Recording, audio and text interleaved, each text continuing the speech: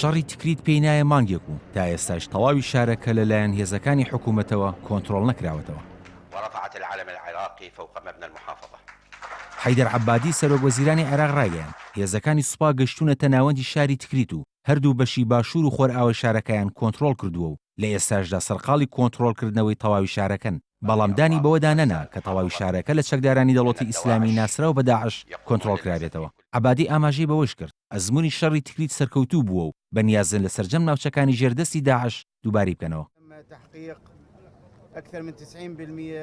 محەممەد غەبان وەزیری ناوخۆی عێراقیش ڕایگەیاند زۆربەی شارەکە کۆنتڕۆڵ کراوەتەوە. هێرشەکانیش بە گەورەترین هێرش بۆ سەر چەکدارانی دەوڵەتی ئیسلامی ئەژمار دەکرێن لەو کاتەوەی کە ڕووبەرێکی بەرفراوانیان لە مانگی حوزەیرانی ساڵی 2014دا لە عێراق کۆنتڕۆڵ کرد.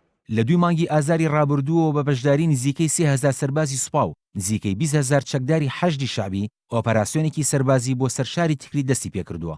بەڵام بۆ ماوەی 10 ڕۆژ و بەهۆی بەرگری توندی چەکدارانی داعش و زۆری زیانە ژیانیەکان و مشتومڕەکانی ناو لایەنەکانی حکوومەت و ناڕەزایی هەندێک لە میلیشیاکانی ناو حەشدی شعبی سەبارەت بە بەشداریکردنی فڕۆکەی هێزی هاوپەیمانان لە شەڕی تکریت هێرشەکان وەستێنران.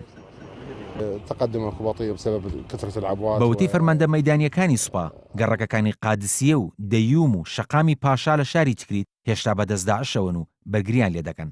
هەروە هێزەکانیان پردی عەلەم و کۆشکەکانی سەرۆکایەتیان لە شارەکە کۆنتڕۆڵ کردووە کە 13 کۆشکن و بۆ سەردەمی ڕژێمی سەدام حوسێن دەگەڕێنەوە.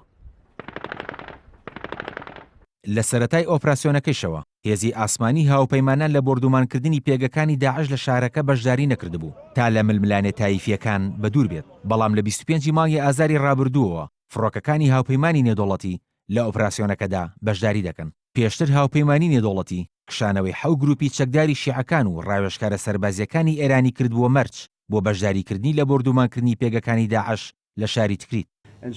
هەروە ئەمریکا بە حکوومەتی بەغدای ڕاگەیاندبوو کە بە هیچ شێوەیەک بەشداری لە شەڕێکدا ناکات کە ڕاوێژکاری ئێرانی تیایدا بوونیان هەبێت. شاری تکریت پێگەیەکی استراتیژی هەیە و لە ڕووی مەعنەویشەوە گرنگیەکی تایبەتی هەیە چونکە قورسایی حیزبی بەعس بۆ لە ڕابردوودا کە بە وتەی حکوومەت هەندێک لە فەرماندەکانی پێشووی بەعس هاوکاری داعشیان کردووە.